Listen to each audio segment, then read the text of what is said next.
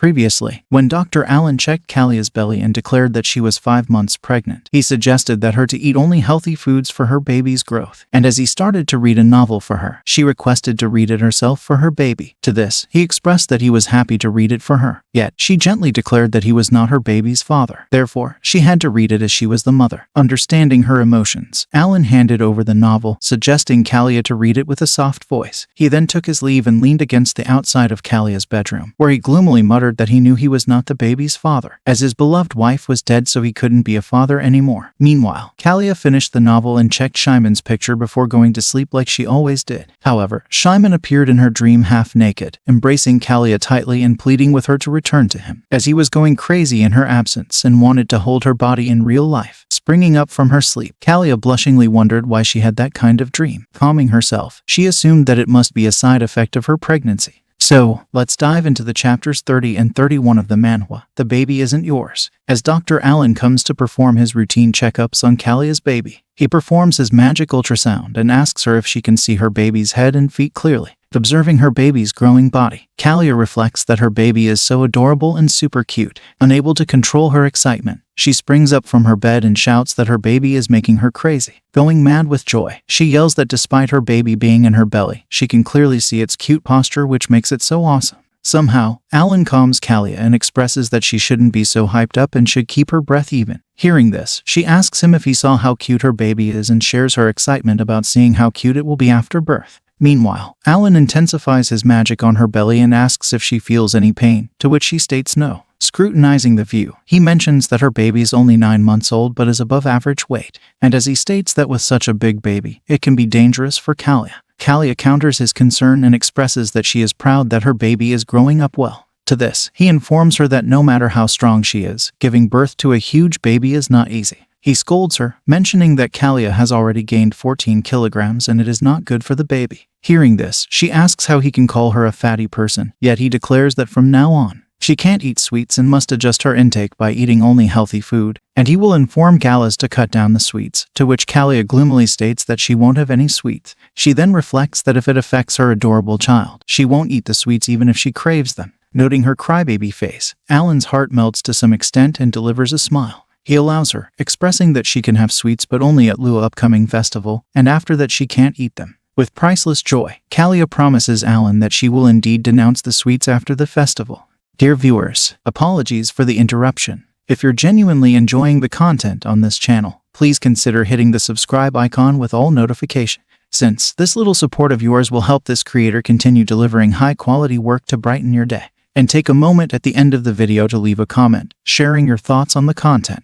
Your feedback means a lot. Now, let's not take up too much of your time and jump back into the story. From here, the scene shifts to a beautiful flower garden of Lua, where Galla animatedly expresses that the flowers have bloomed, to which Allen affirms Galla's words. Galla then sits beside the flowers and mentions that Lua's festival is named after these flowers. She suggests Callia to come together later at night for an after-dinner walk. Confused, Allen asks if this place isn't usually closed at night, to which Galla pities him and states that he is a stupid guy. Galla explains that the natives say when the festival comes, Lua opens up the fairy forest under the village scar. Observing Galla's boasting, Allen and Callia whisper between themselves that Galla knows everything about Lua. By extending her finger, Galla asks Callia if she wants some sweets as the natives are selling them there. Hearing this, Callia quickly gives her wallet to Galla and requests her to bring many sweets. Witnessing this, Allen gets sad seeing that Callia doesn't follow his suggestion, while Callia gets happy internally. After some minutes, Galla brings with her hands full of sweets and apologizes for being late. And as Callia requests Allen to take a sweet named Allen's famous candy, Allen asks what she means. Perplexed, Callia mentions that she heard he is so famous that there's an Allen fanbase in the village. Finding this, Allen gets blushed and shouts at Galla,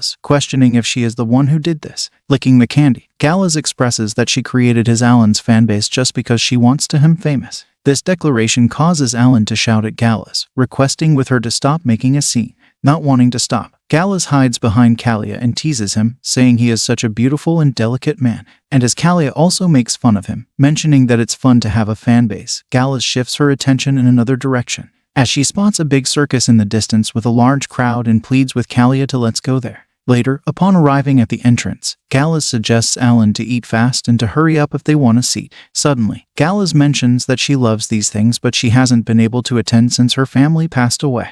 Listening to her words, Callia and Alan stop eating their candies and begin to stare at each other with sullen faces. Covering Galla's statement, Callia expresses that due to the Great War in the past, she didn't experience these festivals but surely saw many funerals, which causes Galla to stop saying sad things. Approaching, Galla animatedly asks Callia to enjoy this moment by taking in the view of plays and stunts. By searching her pocket, she states that she will treat both Callia and Alan as she saved up a lot of money. However, she is shocked heavily to find her wallet missing, shouting that she must have dropped it. Noting this, Alan offers his wallet to Galla and suggests she use his money today and return it to him later. Smiling, he states that she can use the money however she wants, requesting her to stop mentioning Alan's fanbase again. To this, Galla snatches his wallet and springs away, shouting that because he is showing generosity, she will stop spreading his charm in the village but instead she'll join the fanbase herself today. Getting tricked by Galla, Alan begins to pull his hair and pleads with her to stop her lethal jokes. Observing this, Callia caresses her belly and expresses slowly that she is so happy right now, but wonders why she feels so empty somewhere inside her heart, as if she feels like she is missing someone important beside her. Suddenly, she defies her own words and mutters that she doesn't think they're anyone like that, as she already has these two loving and kind people around her at whom she trusts the most. Meanwhile, inside the capital, Shyman is peacefully sleeping in his room on his bed. However, he wakes up from his sleep and hides his depressed face with his hands. By rolling on the bed, he gloomily whispers Callia's name and reflects that even though it was just a dream, he was able to feel Callia's lively warmth around his body. Clenching the bedsheet, he wonders where she is now and why she can't come back to him. Pissed, Shyman declares that he must chain Callia up when they meet again. Rising up, he wonders if he should publish his fake death in the paper, as he used many ways but didn't find any clue about her. But what if she won't even come back after all of that, as he thought that they could stay together as friends? Yet it doesn't seem like that at all. Moreover, the title of an archmage or a genius, Shyman created it to be with Callia, and without her, he does not feel any happiness or joy in his heart, because from the moment she saved him, she has been the only thing he knows about. Shifting his gaze, he wonders why he doesn't know anything apart from Callia. Shyman criticizes himself, mentioning that if he hadn't hesitated and gathered all his courage to be with her, the things between them would have been different now. From here, the scene moves to some days later, where Shyman arrives at a port city with his archmages of the imperial family in search of Callia. And here we learn that Shyman is a grand archmage with a class 12 ranking, and his subordinates Theon and Henry are archmages of class 8. Plus, his subordinate Derek is also a class 8 archmage with the grand title same like Shyman. And as Shyman and his subordinates pass through a huge crowd, the ladies in the crowd fall in love with Shyman, expressing that it's their first time seeing him so close. Sensing the commotion among the ladies, Henry reflects that Shyman is only handsome in front of the people, but in reality, he is a devil who used to say that expect for Callia, everyone falls for his fake beauty. Additionally, this trip was estimated to be about a month but was cut down to 14 days due to Shyman's tantrum. Meanwhile, Derek reflects on the scroll that Shyman used and pregnant Callia under its influence. He wonders if Callia went mad after discovering the magic and locked Shyman up and beat him. With a long sigh, Derek reflects that as long as he doesn't reveal the true power of scroll to Shyman or anyone,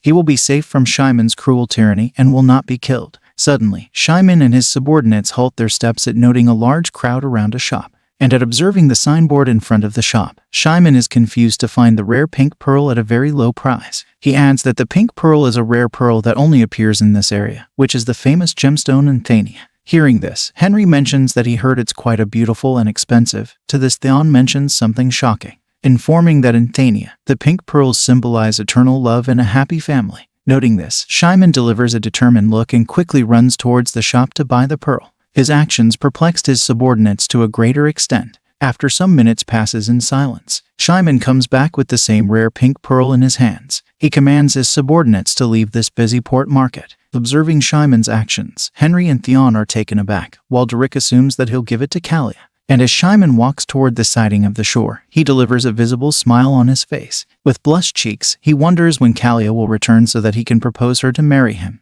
As we wrap up today's segment, thank you for being with us until the very end. I'll be sharing fresh videos of this manga and exciting new series every weekend. Your support is invaluable, so please subscribe and hit the notification bell to stay updated. Your encouragement keeps the channel thriving, and I appreciate it immensely. Until next time, take care and goodbye.